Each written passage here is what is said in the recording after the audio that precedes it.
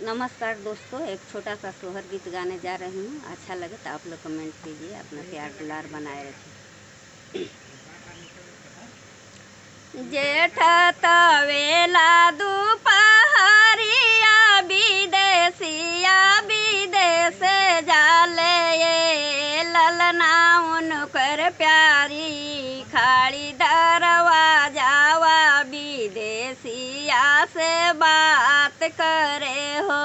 ललना उनकर प्यारी खाड़ी दरवाजावा विदेशिया से बात करे।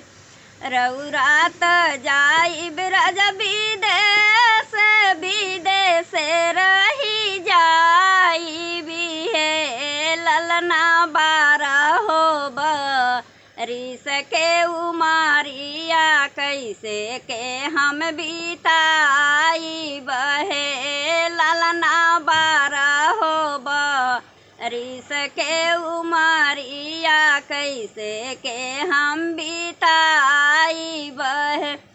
नैहर से भैया के बोलाई है नैहर चली जाई है नए धना खेली हमें सुकुली मौनिया वैसे के धीरजा धरी है ना हो। ए धना खेलिया में सिकुली मौनिया वैसे के धीरजा धरी है ना हो। नैहर के गईले बड़ा दुख यवरु सर बेदुख है।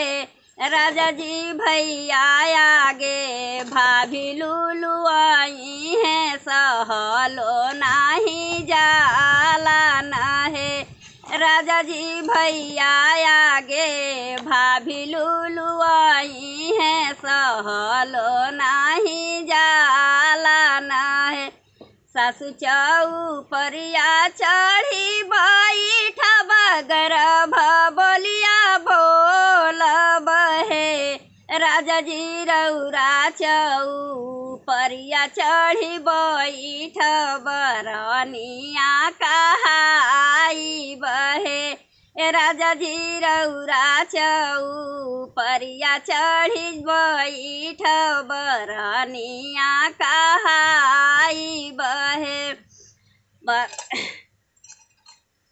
राजा जी रउरा चौपरिया चढ़ी बैठ बरनिया कहाई जेठ तवेला दुपहरिया विदेशिया विदेश जाले ये ललना उनकर प्यारी ठाड़ी दरवाजावा विदेशिया से बात करे। ललना उनकर प्यारी ठाड़ी दरवाजावा विदेशिया से बात करे। धन्यवाद।